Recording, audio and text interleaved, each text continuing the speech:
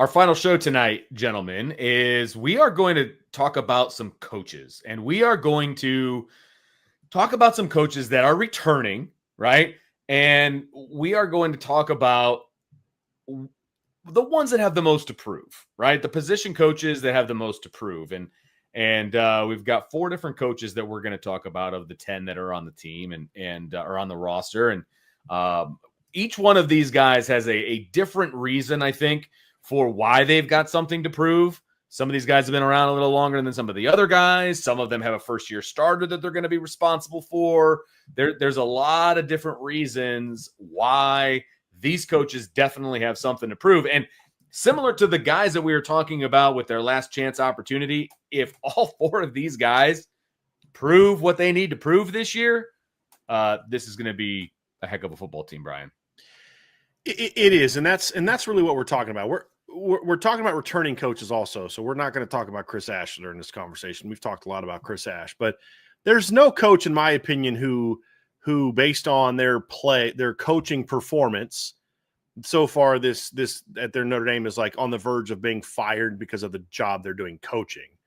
It's more so about, I mean, some guys got some recruiting question marks, but it's more so about they're either entering a season where we need to find out how good they are, or they're entering a season where they got a shot to shut up maybe some critics who don't recognize the job they've done, or in some cases, it's a bit of a combination of all of that.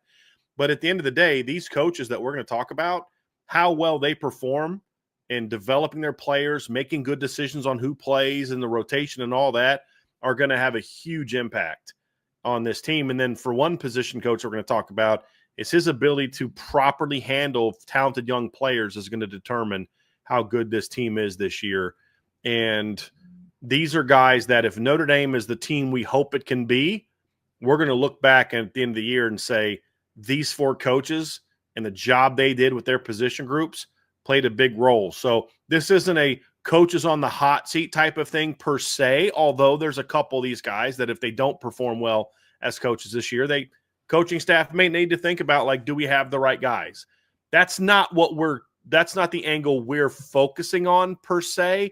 It's more so looking at it from the positive standpoint of if they're able to perform, this is what they're going to be able to prove and how important they are. And that's really where the focus comes from. Yeah, the coaching staff is going to be crucial to the success of this team. With all the loaded talent they have, every single position room has guys at every single level that can produce in a big way on this team. But these 4 coaches, and I'll go ahead and get us kicked off with the first guy on this list that we're going to talk about, it lives up front. We said it earlier in the show. The offensive line is going to take this team as far as it can possibly go. They have the potential to be Joe Moore Award finalists. They have the potential to win the award. You're entering this season, compared to last season, with 48 more combined starts than where you were at a season before. Joe Rudolph has a lot to prove this season. When you look at his time in South Bend as a whole, 2023, yes, you had Joe Alt and Blake Fisher, 2 NFL-level caliber tackles. Joe Alt is an elite talent. I think he was the highest drafted left tackle out of Notre Dame, like highest drafted player out of Notre Dame's offensive line in a very long time, if ever. So you look at 23, but they weren't a tough unit. Last season, they were significantly more of a resilient group, a tougher group in the run game. A lot of inconsistencies where there's some areas of Joe Rudolph's job where he got praised, where it's like, yes, you put the right guy in after an injury. Still some questions around there, but now you have an experienced group. The task at hand for him now is you have 54 returning starts along the offensive line, but the combination of 5 of Knapp, Schrouth, Craig, Jagason, and Emil Wagner have really yet to step on the field together in a game or practice setting for that matter at the same time. Probably has changed since the start of summer now that Ashton Craig is back fully healthy. But in a traditional practice setting, that group of 5 is yet to step on there together. Point. So Joe Rudolph has a tall order this upcoming season. He does, and everything is in place for him to have to do a phenomenal job, and he needs to. And here's the reality of the performance of the offensive line, and I don't think this is debatable. And this isn't meant to bash Joe Rudolph or hype up Joe Rudolph. And the issue with this conversation is people get into this, well, I got to defend the coach or I've got to hammer the coach or whatever. Two things can be true. As a run game guy last year, I thought Joe Rudolph did an excellent job for the regular season. And although things didn't go great in the postseason, his kids fought every single snap. They got outplayed a lot against Ohio State by some really talented players. They battled their tails off. We didn't always say that about this offensive line in 2023. Battled their tails off. And we're a banged-up unit by the end of the year. I mean, they just were. But he did an excellent job there. He did a great job, in my opinion, of helping Anthony Knapp just kind of grow and get better throughout the season. And he did a good job, in my opinion. He made a very good decision when Billy Schrouth came back to keep Rocco Spindler in the lineup and take out Sam Pendleton. But then we got to go back to fall camp and question, second year in a row, that there were some very shaky decisions made on who starts. Yeah, but there was a legit battle. I don't care if there's a legit battle. He made the wrong choice on who should have started, and the season played out that way. Second year in a row that's happened. And that's a legitimate question mark. I'm not as concerned about that this year because I just kind of think we accept who the starting five is going to be. I don't think that's really a debate right now like it was in past years. Now the question is, okay, you've got your line. Now let's see what you can do with it. And that gets us to the second big criticism of Joe Rudolph, because the other thing he's done extremely well is recruit. He has recruited the offensive line extremely well so far. And so 2 positives, 2 negatives. Do the negatives get eliminated this year? Meaning he makes good decisions on where to play guys. That's question number 1. And question number 2 is, can they just be a better pass pro team? Like, run blocking was inconsistent at times last year, but I attribute a lot of that to, at times, youth, at times lack of cohesion, because they hadn't started. Wasn't there a stretch, guys, of like 5 straight games they started like some kind of different offensive line combination or something like that, where it was just different, or over a course of 5 or 6 games they started 3 or 4. I can't remember exactly what it was, but you had multiple left tackles, multiple left guards, multiple centers, multiple right guards. There was only one guy that started from start to finish, and that was Emil Wagner. Now, Anthony Knapp came close to that, but Anthony Knapp starting for 15 straight games is because your anticipated starter got hurt the first week of fall camp. So there's a lot of reasons why I think and then even in the postseason, they were still a young, not real big group, and they were limited in a couple spots. I understand it. They fought their tails off. Pass pro was a problem all year. It was a major problem all year. And that's an area where this offensive line is going to have to get better. They just absolutely have to get better if this football team is going to become what they're capable of being. That's the number one challenge for me, for Joe Rudolph this offseason, is can you get your line to play at a high level? And it's not as simple as just make Anthony Knapp as good of a pass blocker as he's a run blocker. That's an important piece, but it's also your guys got to know what the heck they're doing. In the last 2 years under Joe Rudolph, I have seen more just run-throughs by either the D-line or linebackers than I ever saw, even really under Quinn. Jeff Quinn, where he's a better coach than Jeff Quinn, but the number of run-throughs that come from the standpoint of, hey, this is they went the wrong way. Like the guys weren't going where they're supposed to go. They're just running simple twists and nobody gets the looper and he just runs free into the backfield. That happened way too much the last 2 years. Yeah. And that's an area where if Joe Rudolph can improve that, boy, this offensive line is going to be nasty, fellas. Yeah. Because keep building on what you did. Great improvement from year 1 to year 2 in the run game. Great improvement. Is more improvement needed? Yeah. But after the jump we saw from year 1 to year 2, and even from guys like Pat Coogan and Rocco Spindler, their improvement from year 1 to year 2, you saw the improvement from Emil Wagner as a run blocker. Like, guys, we thought Emil's biggest struggles were in the postseason. That's primarily in pass pro. I thought some of Emil's best run game moments happened in the postseason. So it still comes down to, can you take that jump from in regard to a pass pro that you made in the run game. That's essential because you don't have Riley Leonard to bail you out like you did last year. Sam Hartman couldn't bail you out the way that Riley Leonard did, and that's exactly why your offense looked like world beaters one week and couldn't get out of their own way the next week. Because there are times against Duke, for example, where Sam Hartman in a shotgun snap is getting guys in his face before he gets to the top of his drop in a shotgun snap. That's inexcusable. And fortunately, the defense and Aldrich Estime and Sam Hartman making some miraculous plays, that 4th and 16 scramble bailed the offensive line out. But there's been the last couple. The Louisville game is one of the ugliest, worst pass protecting games I've ever seen from a good offensive line in my life. And it was you can't handle slide protections against slants. I mean, it was inexcusable stuff. Now Joe Rudolph has a year to fix that. He's got all these guys coming back. He's got continuity to a degree this offseason.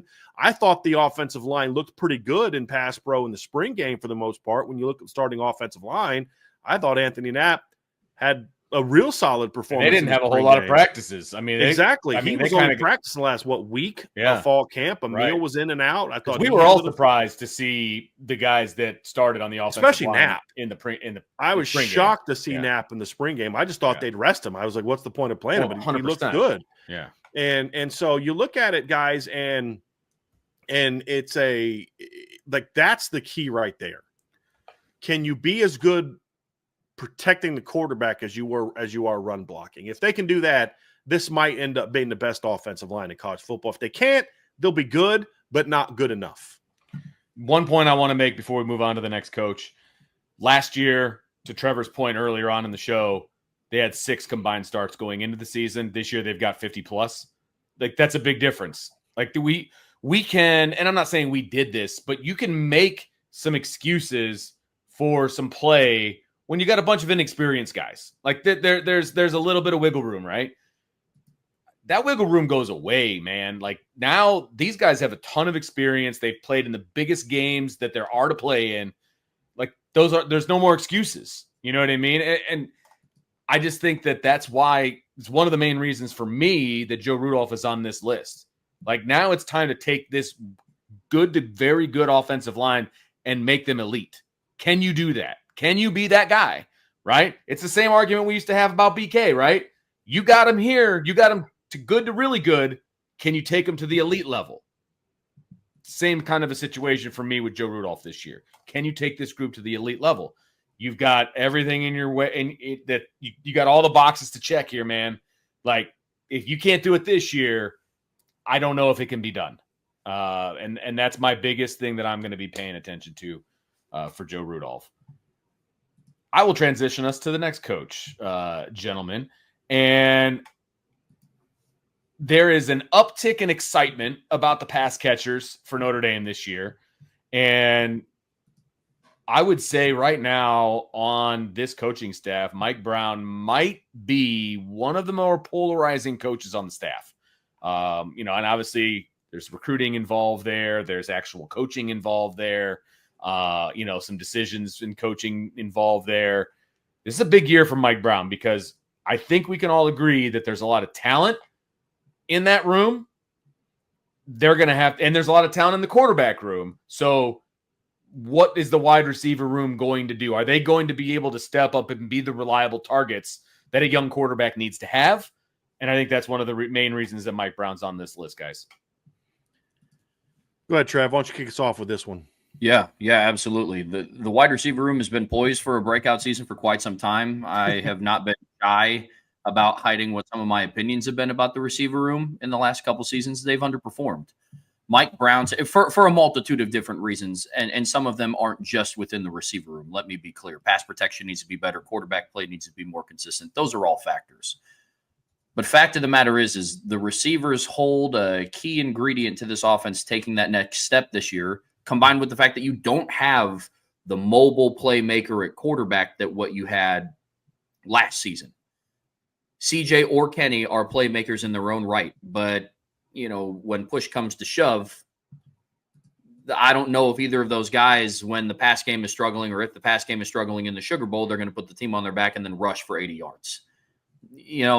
different aspect here. The receiving core has to step up. Mike Brown is at the center of that conversation. He's going into his second year in the wide receiving room. And when you go and you sit down and you look at where the receivers took steps from the start of 24 to the end of 2024, there's a lot of good things to work with.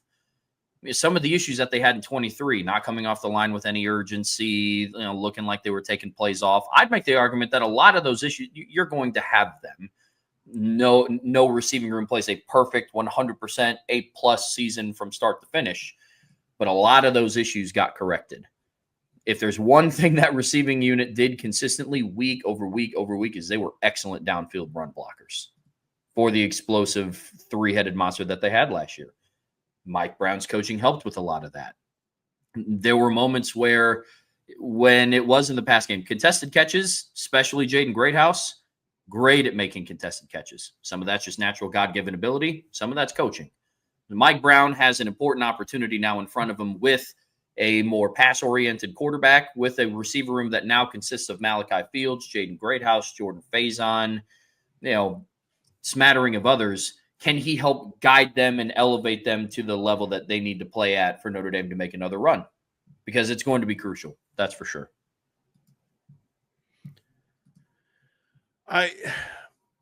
Vince, I want to get your thoughts on Mike Brown first before I give mine. I'll be honest with you. The jury's kind of still out for me on Mike Brown. I don't know what to think in a lot of ways. Now, he inherited a mess. I'll be the first one to admit he inherited a mess, right? And he walked into a receiving, wide receiver room that was a disaster. Guys transferring out, not a lot of trust in the wide receiver coach, all of those different things. We're not going to rehash that, but he took over a mess, right? I think that the development of the receivers to this point, I haven't been super excited about, but they're all still very young too. So I'm okay with it at the moment.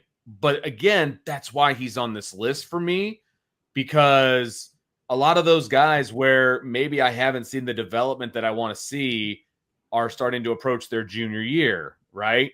And so what are they going to look like as juniors? Is the depth going to be as thick as it needs to be because of that development piece, right? I'm not even going to bring up the recruiting stuff because I know a lot of people are upset about wide receiver recruiting right now. I'm not even going to go there. I'm talking on the field. Because the class isn't over yet. That's why none of us should be freaking out about receiver recruiting, and the top receiver on the board is visiting this weekend. Yeah, right. So, exactly. Yeah, 100%. Yes. So I just feel like the jury's still out for me a little bit on Mike Brown, but this year is going to tell me a lot because you're bringing in some elite talent from the portal. You've got potential elite talent that is already on the roster in Greathouse and Faison. And then you've got some younger guys that need to be developed to become elite talent. So what does this look like once Notre Dame is in October and November? And are they able to be the reliable pass catchers that these young quarterbacks need? I'm not ready to make a statement on Mike Brown yet. Like I feel like maybe I should be able to by now, but I'm not. And maybe that's part of the problem. Bryan, maybe that's part of the problem. Is what? What's part of the problem? That I'm not prepared to make like a definitive statement on Mike Brown yet, because I feel like this year is a big year for him. Yeah. Like, you know what I mean? It is a big year for him. My view is this, is I don't think the receivers played well early in the year. I don't. And I just think in some degrees, I think the analysis is kind of stuck with that, and we didn't notice the evolution of that unit later in the year, especially the young players. I think some of the issues with the receiving core late in the year were about the quarterback, more so than the receivers. I mean, Chris Mitchell's not a fit for an offense that we saw last year. He's not. Jaden Harrison was never going to be an impact. He wasn't an impact receiver at Marshall. And Bo Collins was Bo Collins. So there were some issues early. I felt later in the year the receiving core was a lot better than maybe they're given credit for and how they played the game. I think Jaden Greathouse got a lot better. I think Jordan Faison got better. And when you look at the unit and you start to say, okay, well, what was their strengths in the postseason, it was the younger players. That's where the growth is going to come from a coaching standpoint, is with the younger players. And we saw that. Some of the things I've heard about Micah Gilbert this offseason say to me, like, okay, he developed well. But to the point is, in Mike Brown's 1 year, we saw a stretch of the season where his unit didn't play well, and stretches where I thought his unit played very well. And that's kind of how I look at it, is that evolution over the course of the year. And I think sometimes the recruiting gets kind of thrust into the coaching. And so that's something that I gotta, I gotta see. So it's an interesting situation, Trev, because I do think there's no coach on the roster right now or on the staff right now who gets more, who's got more to prove it from an unknown standpoint, because his first year as a receivers coach was somewhat similar to Joe Rudolph's first year as an O-line coach. Some really good minutes and some not so good minutes.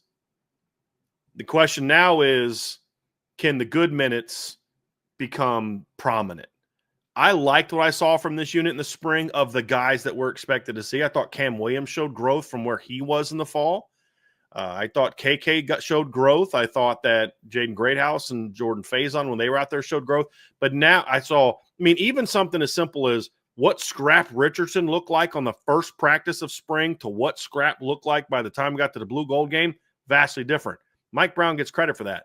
But nobody cares what you do in the spring. It's all about what are the results going to look like in the fall. I'm actually anticipating a really good season from the receivers. And if that's true, it'll be because of two reasons. One, they've got really talented players. And two, Mike Brown did a good job of coaching them up. If the receivers don't play well, then it's fair to say maybe he's not the guy. I think all things considered, I thought Mike Brown did a good job last year with what he was working with and what the unit looked like, considering some injuries and just like there were times, like we said with Jaden Greathouse, what he did in the last two games, guys, was more of a byproduct of him just finally getting thrown the football, not a byproduct of him figuring it out and how to get open. Like, that was there all year. They just didn't give him those opportunities. And I think that's part of development. Jordan Faison, dealing with injuries at the times. Bo Collins was dealing with some injuries at different points in time.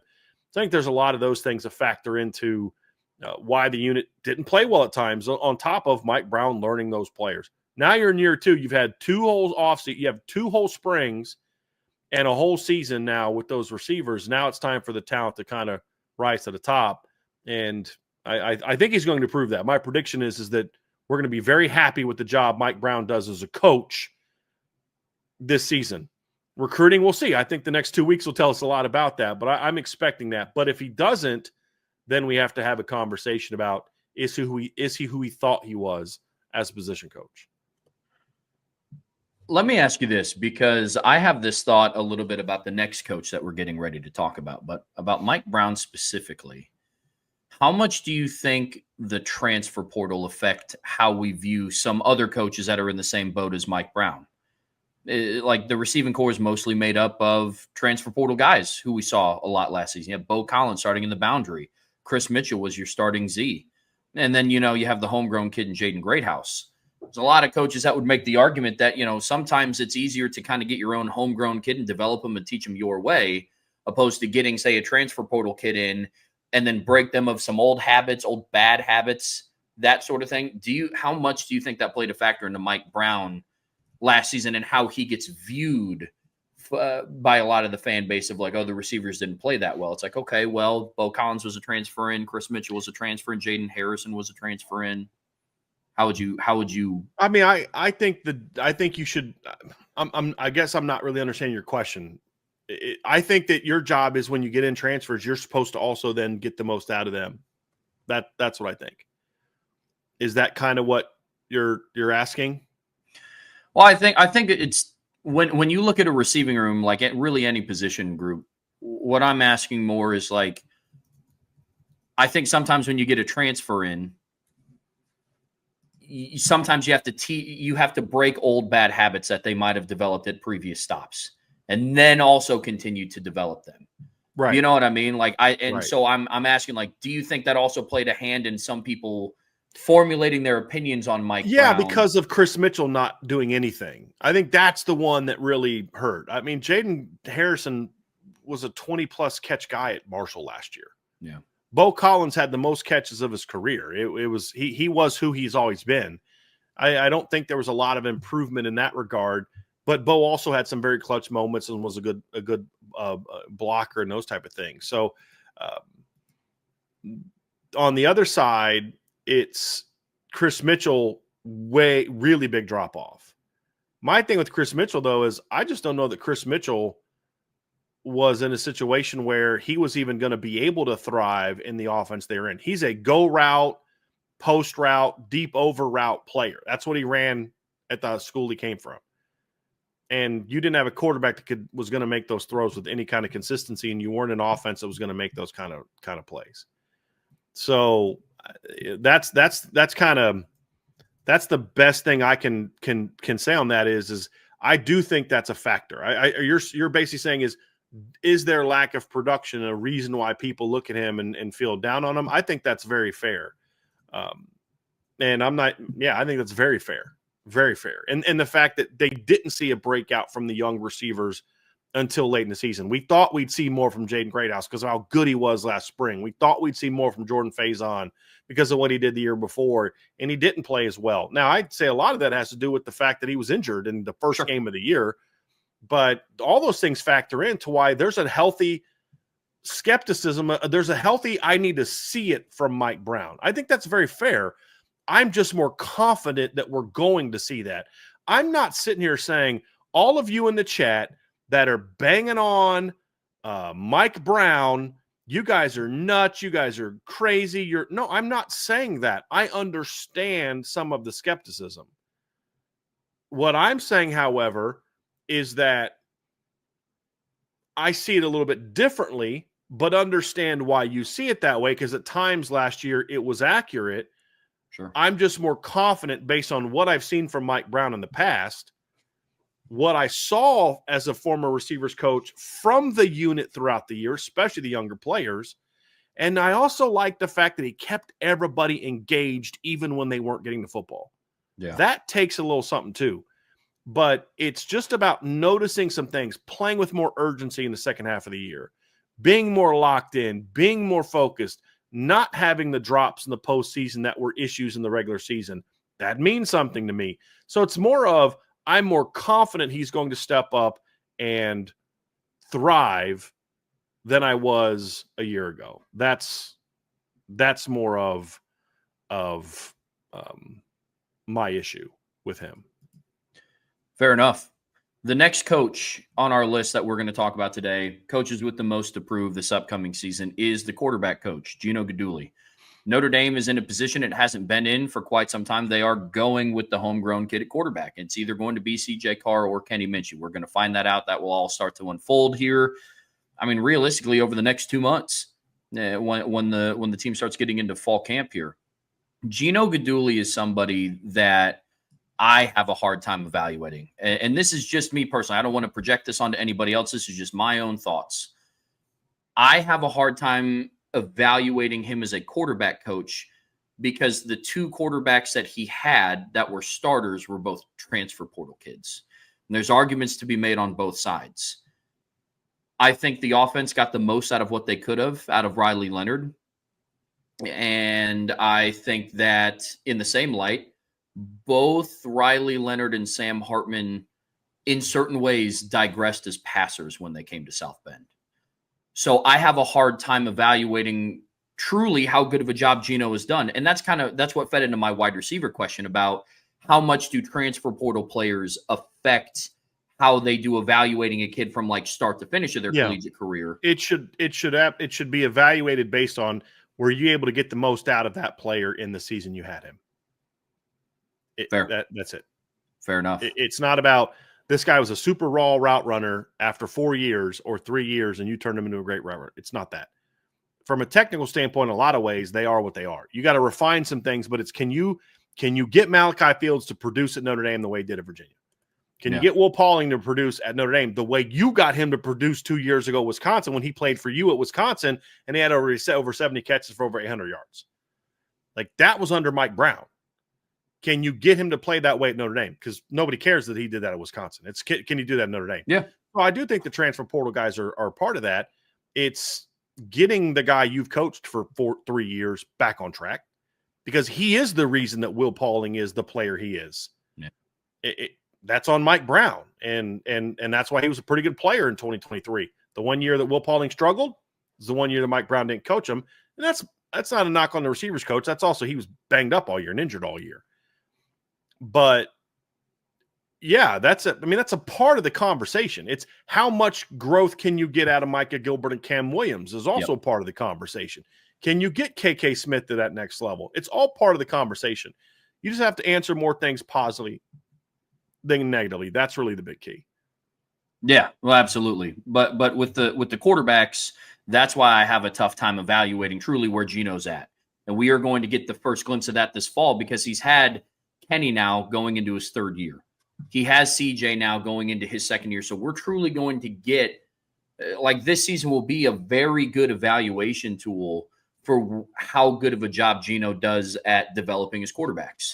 We saw glimpses of it with Steve. Steve, I believe, spent his first year being developed by Tommy Rees.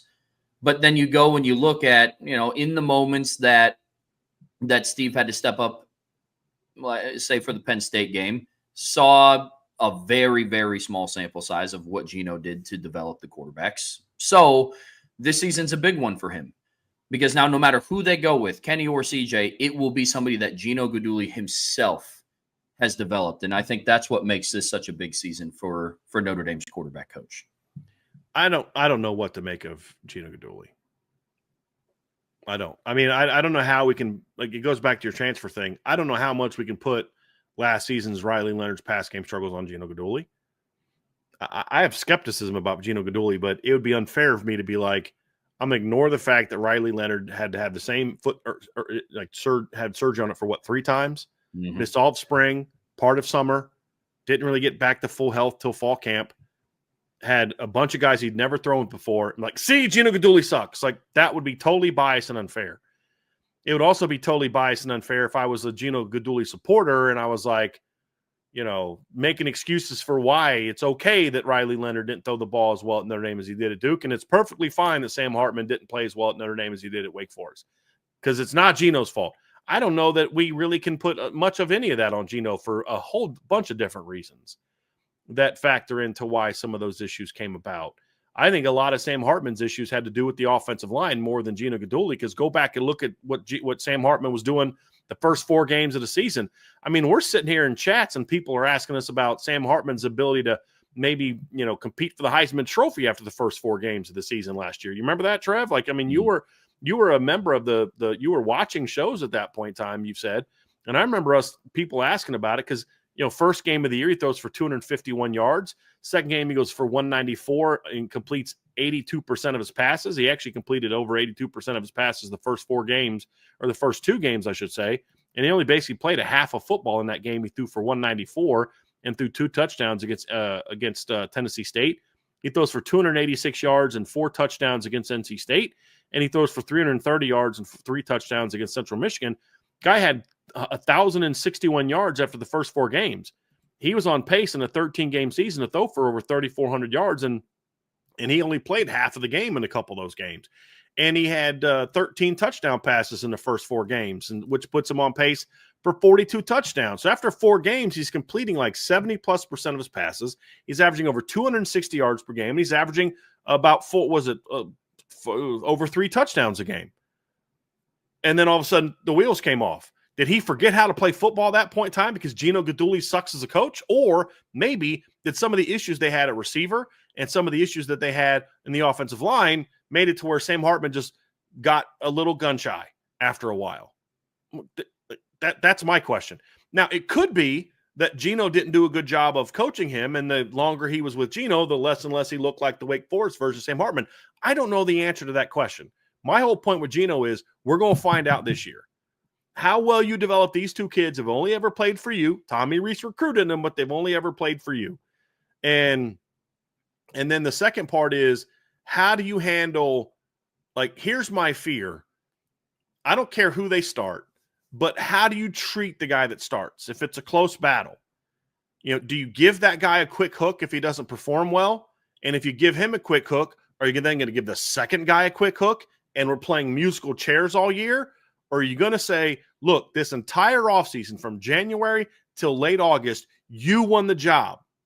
We're going to ride with you for a while. Let's go have some fun and get her done. And that's really, for me, where Gino Guidugli is going to be, is the mental part of preparing these young players to go perform at a high level. That's going to be what I want to see. And I'm giving Gino Guidugli a clean slate right now, because I don't know how we can evaluate what he did. And it's completely different than what he's being asked to do with these two young players. That was, here's a veteran, get the most out of him in your 1 year with him. With these guys, it's more about developing them. And so those are the things that I want to see from him. And I don't know that we have any idea what Gino Guidugli is going to do this year with those young guys. But it's a show me something year for him, in my view. I don't really know what to say about Gino. I don't have a clue what we're going to see from Gino Guidugli, because his 2 years of Notre Dame have been so unique and completely different from the challenge he has in front of him with these two young guys. So this isn't a negative thing about Gino Guidugli. It's not a positive thing about Gino Guidugli. I have no flipping idea thing about Gino Guidugli. But what we can say, Trev, is he has an incredibly important job in front of him now. And I'm going to grade Gino Guidugli on what we see from the quarterbacks growing here. And everybody keeps saying he did a good job with Steve Angeli. I know Sean Davis has talked about that before. And I'm like, but that has nothing to do with what we're saying now. He did a nice job of making Steve Angeli a solid backup quarterback. He needs to make the two guys that are going to, whoever are battling now, starting caliber quarterbacks. Because I don't care that he did a nice job with Steve Angeli. With all due respect, Steve Angeli showed up at Notre Dame as a pretty confident kid. Like, he had that from day one. And sure, he got better, but he didn't get better enough to where he could win the starting job, and he transferred. He's a third-string quarterback. That's not on Gino. I don't blame Gino for that, because I don't think Steve is as talented as the other two kids. So again, it's very much an unknown of who Gino Guidugli is. You can spin it however you want to spin it towards he did a good job here or he didn't do a good job there. None of that is really relevant, because none of the situations that you're going to use to spin it either way has anything related. It's not at all similar to the task in front of him right now with CJ Carr and Kenny Minchie. That's what I'm going to evaluate him on. How well he does with that is all I care about with the job Gino Guidugli does. And if he does a good job with that, then the first 2 years are irrelevant to me. If he, because like I put a lot of the success that Riley Leonard had this year on Mike Denbrock, not Gino Guidugli, because they had to kind of say, we've been handing lemons, let's make some lemonade, with Riley's shoulder injury and some of the other issues and the foot injury and all that. It's like, hey, this is who Riley is. I don't know that there's any fixing that in the middle of the season. They just leaned into it. And a lot of what we saw was about who Riley is. So that's kind of where I'm at. With Gino Guidugli, it's all about what's in front of us. I really don't care about what he's done. I don't know that it's fair to evaluate him positively or negatively on what he did the first 2 years. It's, what are you going to do with CJ Carr and Kenny Minchie? That's what Gino Guidugli should be evaluated on. And that's why I say he's got a lot on his plate this year. And he's probably the biggest unknown of this group for what can he, I know what he did at Cincinnati, but what can he do at Notre Dame? That's going to be a huge question for me. Fair enough. Yeah, I agree with you wholeheartedly. Last coach on this list here is on the defensive side of the ball. So far we've had 3 coaches on the offensive side. Final coach is going to come on the defensive side of the football, and that's the defensive line coach, Al Washington. Now, he's somebody that we do have a lot of sample size of here at Notre Dame, and that makes his conversation all the little bit more interesting as to why, he's a coach with a lot to prove this upcoming season. The only one on the defensive side of the ball. So, Bryan, I'll kick it back over to you. When we start talking about Al Washington, where do you begin with this conversation for him? Well, it's about, I still think Al Washington we were very hard on Al Washington during his first recruiting cycle, and deservedly so. I don't think that went as well as it needed to go. And I feel in a lot of ways people have kind of locked in their opinions of Al Washington and aren't budging off of them. And my view is, look, you've got to come out here and you've got to evaluate a coach on what he's doing. And if he did a bad job here but does a good job here, you evaluate him where he did a bad job and you praise him where he does a good job. I think you look at the evolution of Al Washington as a football coach, and the focus here is more so on the coaching part. You look at the job he did 2 years ago, turning Howard Cross into an All-American. And the job he did took in a 5-year career backup at Ohio State and Javonte Jean-Baptiste and turned him to a guy who had double-digit tackles for loss and got drafted. You know, you look at the job he did getting Jordan Patelho to go from the inconsistent player he was to a guy that started last season off on a very high level. Look at the job he did of, developing Boubacar Traore. You look at the job he's done helping Josh Burnham transition into a defensive end.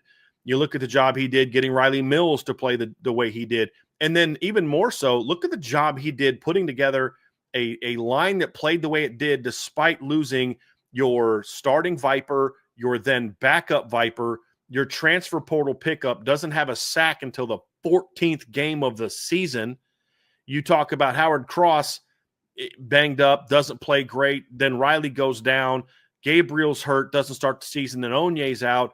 All these things happen, and he still is able to get the D-line to play the way that they did last season. I thought he did one of the most unheralded, unappreciated jobs on this football team last year. And I don't think he's getting enough credit for the job he did. That's why this season is so important, because now you are going to have a healthier group. This lineup is now made up almost entirely of guys you have recruited either out of high school or out of the portal. You've got great depth. You've got some high-level athletes. Now it's about taking them from a bunch of try-hard guys to difference makers. And that's the opportunity in front of Al Washington. And if he's able to do that, and you could look at, getting Bryce Young to start tapping into his potential, getting Josh Burnham to turn the edge. What I thought the job he did with Junior Tuilamaka last year was exceptional. Getting Logan Thomas to play better, helping Gabriel Rubio and Jason Onye really take their game to another level, really getting more out of Armel Mukum. Those are the type of things, helping Jared Dawson play with a more consistent motor. Those are all the tasks in front of Al Washington this year that if he can answer the bell on those the way he did last season, this D-line is going to be outstanding. Yeah. And so I think he's got an opportunity here with on the field and with the recruiting class he's putting together. You've got 5-star Rodney Dunham, 5-star Ebenezer Iwatade.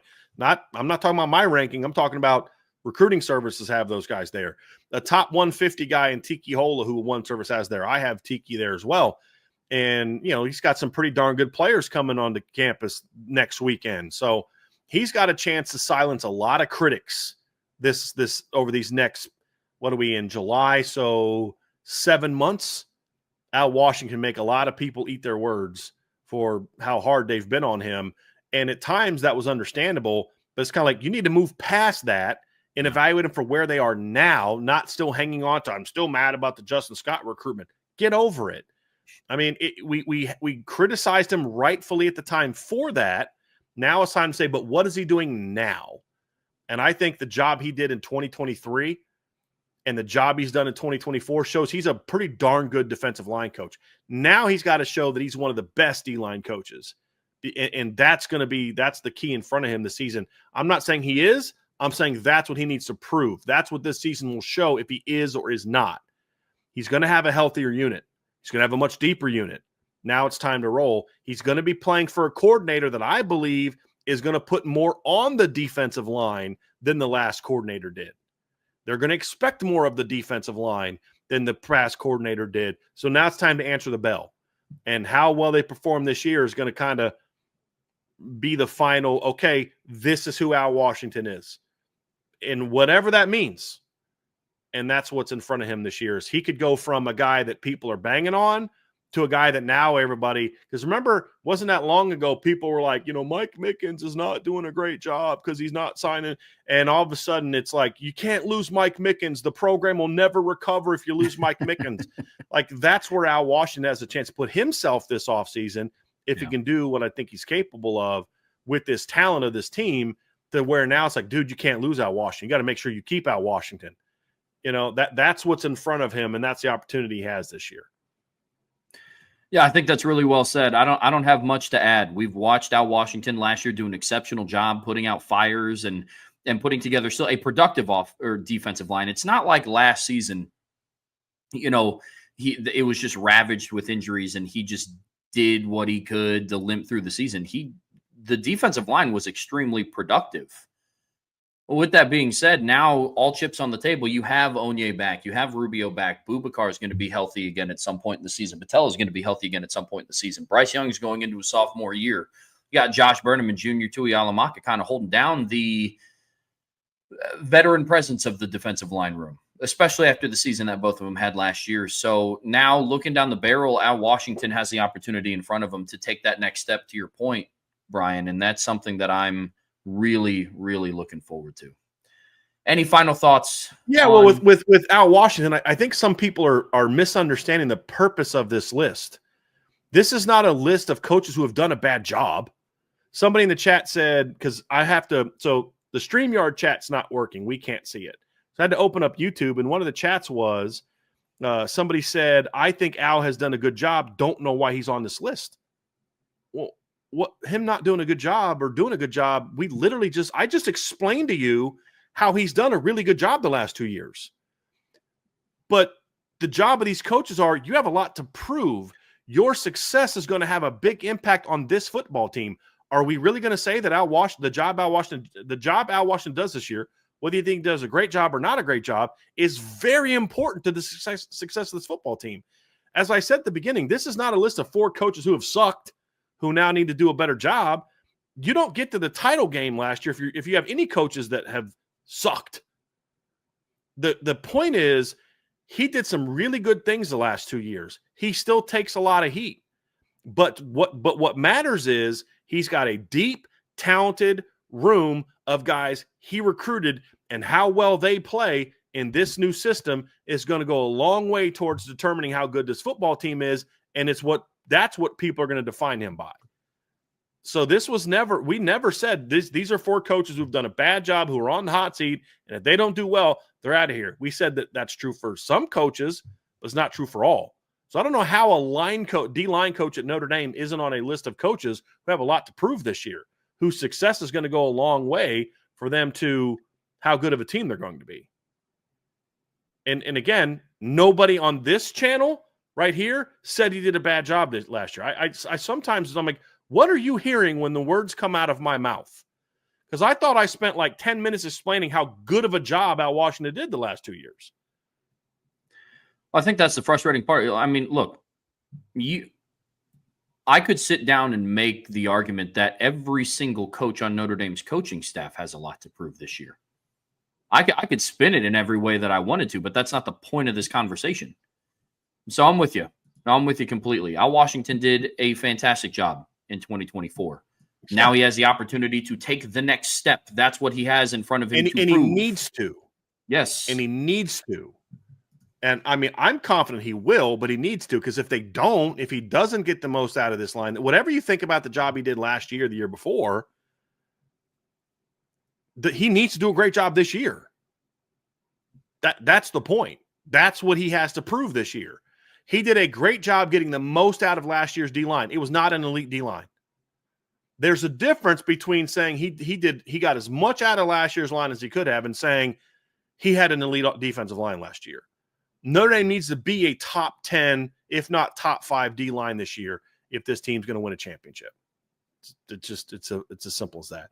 Trev, we did have a couple super chats, and so because the stream isn't working, I had to go take screenshots of those super chats, and I'm going to bring them up this way because we can't bring them up in the normal way. So I did want to acknowledge those 2 super chats that we got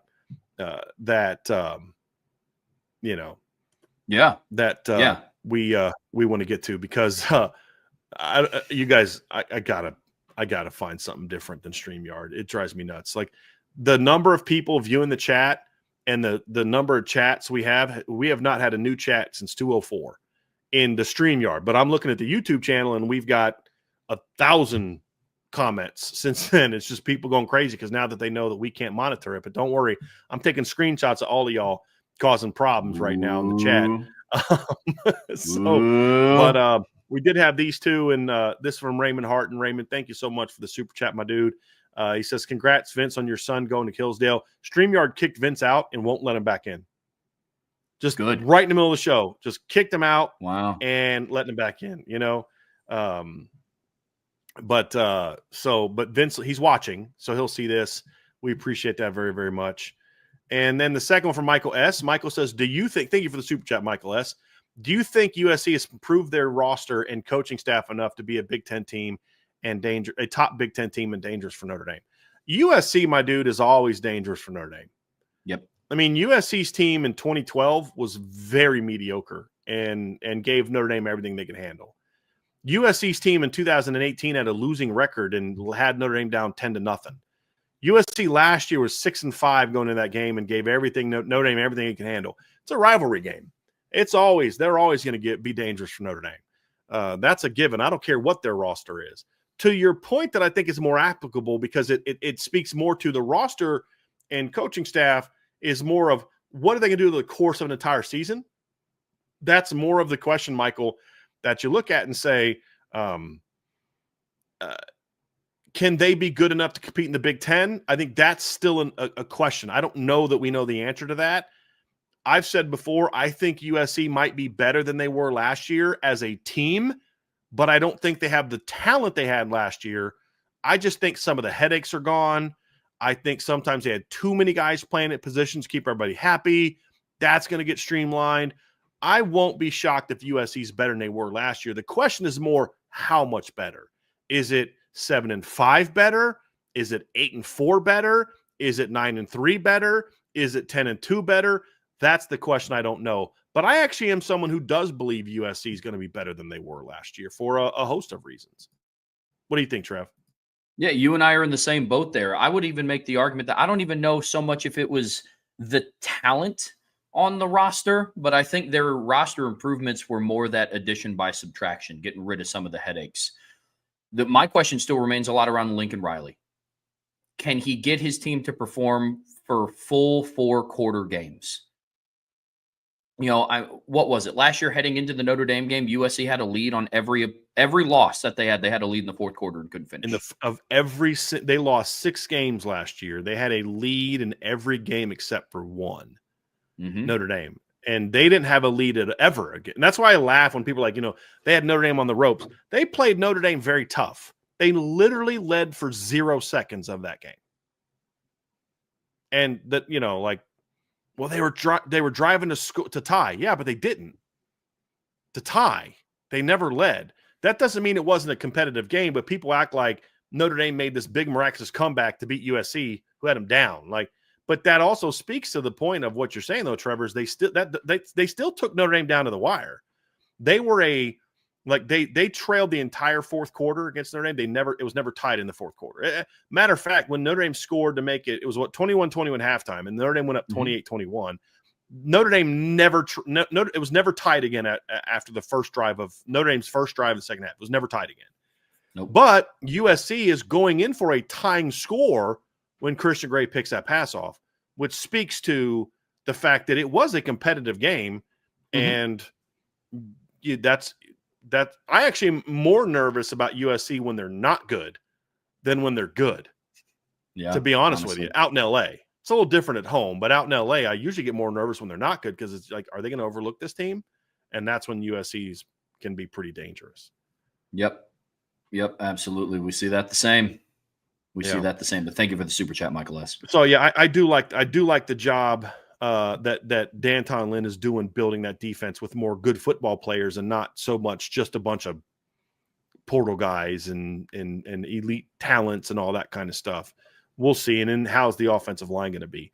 Those are going to be very, very big questions for the job Lincoln Riley's going to do this year is going to be that. But I felt like Trev, like at receiver, didn't you kind of feel like last year none of them were ever able to get into like a rhythm in games because they were playing so many different guys?